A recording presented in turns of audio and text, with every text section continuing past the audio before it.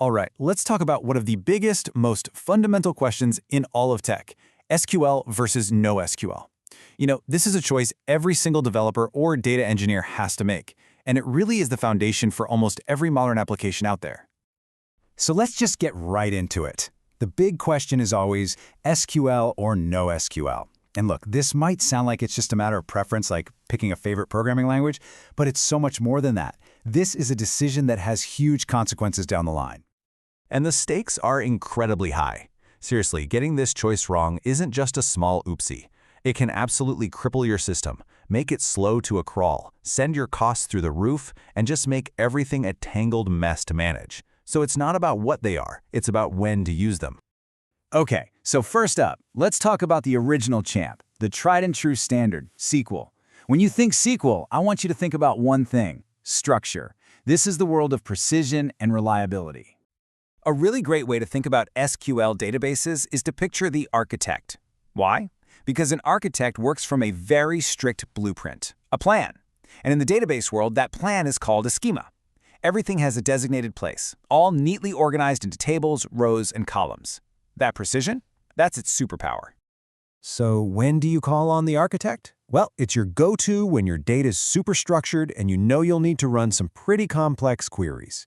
It's an absolute must for things like financial transactions. Situations where you cannot afford to lose or mess up a single piece of data. That rock-solid reliability is guaranteed by something called ACID compliance, which just means every transaction is atomic, consistent, isolated, and durable.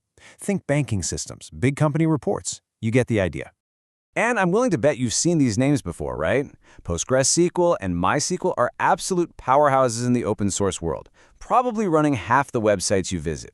Then you've got the heavy hitters like SQL Server and Snowflake that are all over the corporate and cloud data warehouse scenes. They are all masters of structured data. But there's always a but, isn't there?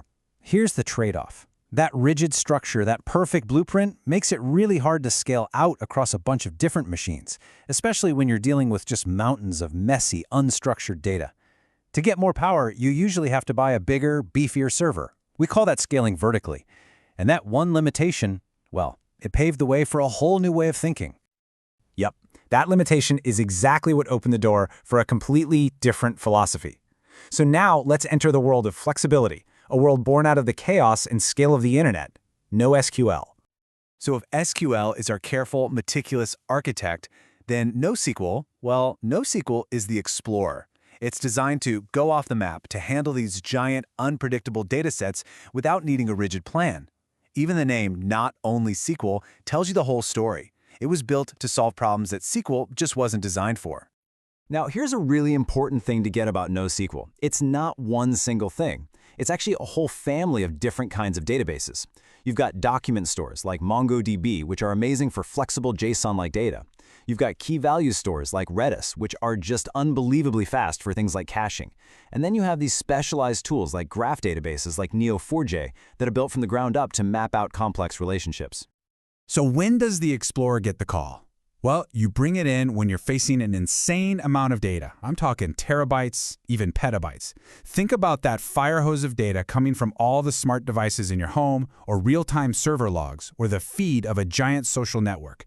NoSQL is built for pure speed and for those projects where you know your data is going to change and evolve over time. But you guessed it, there's a flip side here too. To get all of that incredible speed and scale, most NoSQL databases have to bend the rules on consistency a little bit. They often go for something called eventual consistency. That just means the whole system will catch up and become consistent eventually, which is totally fine for something like a like on a social media post, but probably not what you want for a bank transfer. Okay, so we've met our two contenders, the architect and the explorer. Now it's time to put them side by side and really see the tale of the tape. And this table just lays it all out so clearly. You see, SQL has that fixed schema. NoSQL is all about flexibility. SQL scales up vertically by getting a bigger server. NoSQL scales out horizontally by just adding more servers. SQL is the undisputed king of structured data and those rigid ACID transactions. Meanwhile, NoSQL is the champion of unstructured data and prioritizes availability, which is often summed up by the acronym BASE. Basically available, soft state, eventual consistency. So that's all the theory. But how does this actually play out in the real world, in the systems and apps you're using every single day? Let's get really specific for a second. When would you actually pick a super specialized tool like a graph database over your standard everyday relational one? Okay, think of this slide as your practical cheat sheet. For banking, you need the bulletproof reliability of SQL, no question.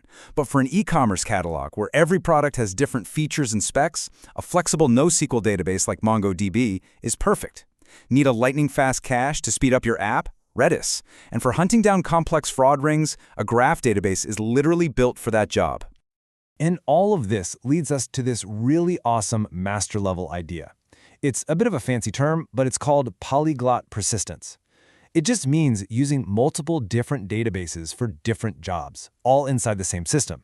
That e-commerce site, it's probably using SQL for payments and NoSQL for its product catalog. That's polyglot persistence. All right, so we have covered a lot of ground. If you're going to walk away from this with one key idea burned into your brain, what should it be? Let's boil it all down. It really just comes down to this. Remember, SQL is your go-to for structure, relationships, and ironclad consistency. NoSQL is what you reach for when you need blinding speed, flexibility, and just massive, massive scale. So in the real world, which one wins, SQL or NoSQL? Well, the reality is the answer isn't one. It's almost always two. The very best systems use a mix of technologies, letting each one do what it does best. And that is the most important point of this whole conversation. This isn't SQL versus NoSQL. It's not a war. There's no winner. This is about having a well-stocked toolkit and being smart enough to know which tool to pull out for which job. That really brings us to the final thesis here. Being a great data engineer, or any kind of engineer, isn't about being a super fan of one technology. It's about having the wisdom to look at a problem and choose the absolute best tool to solve it. So I'll leave you with this thought. You now know the difference between the architect and the explorer. And you know the best builders use both. The question isn't about which one is better anymore. It's about which one is right for the job. So, what problem are you going to solve next?